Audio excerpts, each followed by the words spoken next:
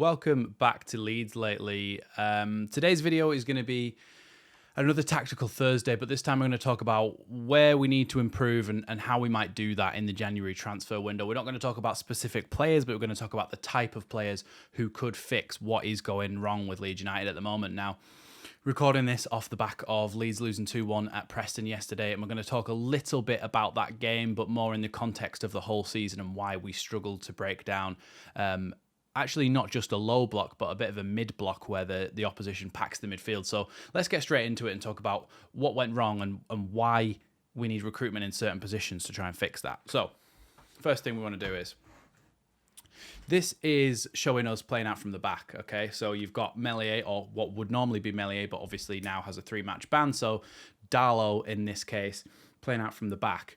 What a lot of teams who play against us in the Championship will want to do, and it's what Preston did against us, is play a mid-block. So meaning that when we get the ball out to Strauch, or whoever it may be at the back, Strauch or to Rodon, the opposition players aren't going to come and press. They're just going to stay here, and they're just going to stay in a nice pattern like this, getting ready to try and stop anything that comes into midfield. You saw Preston do this yesterday. They packed the midfield out with so many players that Leeds just struggled to play through them. These would have been a bit tighter as well. So oftentimes they'd have 3 at the back with almost 6 in midfield.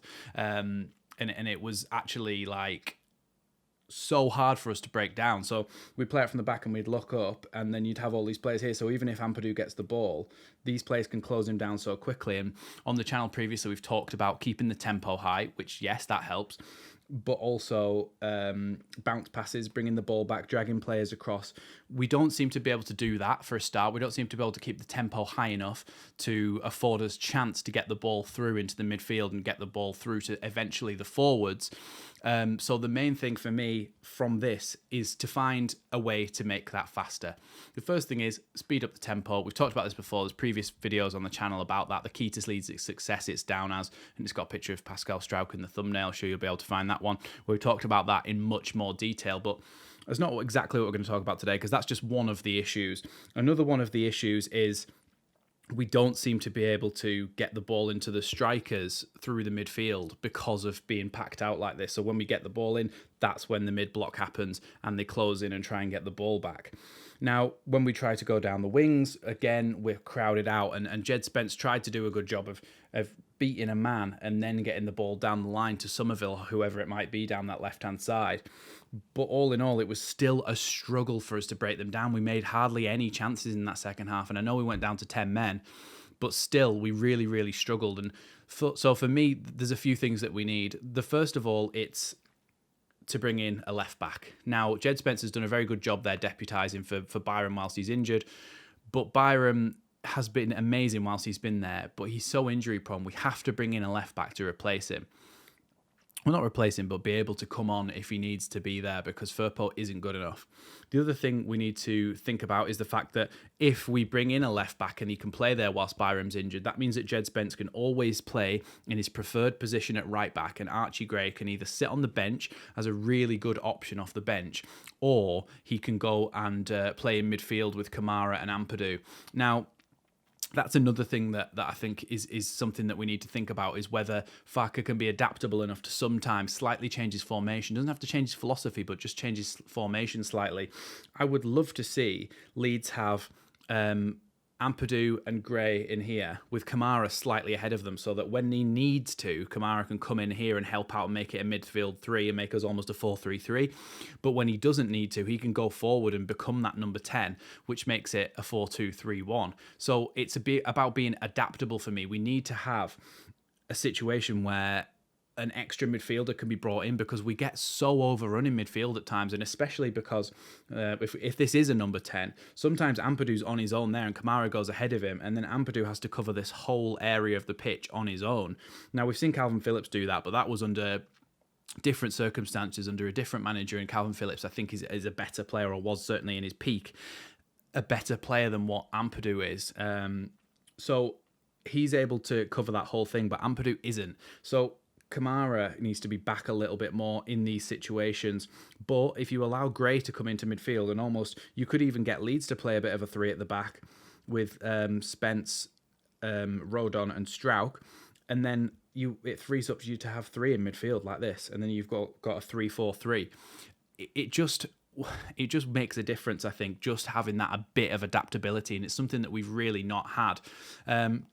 The other thing I think we need to do is recruit a number 10, an out number 10. Now, Lockie's done a brilliant video talking about some number 10s who he thinks will be good for the role. I will be doing one similar, but not the same players at some point during this January transfer window, so look out for that as well.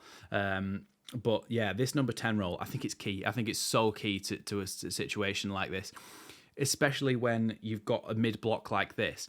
If you can get the ball over, like, look, there's a difference between playing hoofball and having to play long ball sometimes, because when they're packed in the midfield like this, you have to have a plan B, and sometimes that can be to go over the top of the midfield to the striker, for the striker to knock it down to the number 10.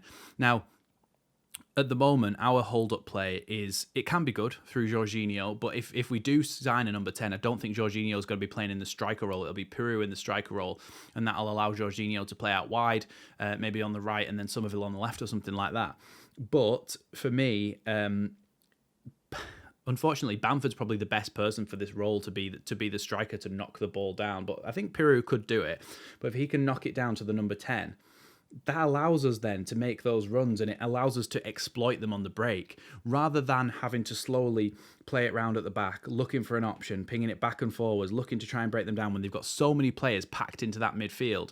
For me, it's important that we have a plan B in the fact that we can just knock it to the striker who gets the knockdown to the midfielder. We've bypassed their midfield. It gets them all turning, running back towards their own goal. It sets in a little bit of panic.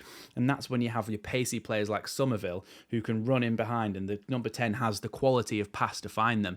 We need to find the right number 10 to do that. And like I say, I will be exploring that at some point, but it has to be the right number 10 to be able to do that role. So for me, we have to sign a left back so we've got more cover. Jed Spence can play in his preferred position. Archie can play in midfield or on the bench. We have to sign a number 10 so that the number 10 can actually get the knockdowns from the striker when we have to bypass the midfield sometimes, and then play the ball in behind for our really quick players.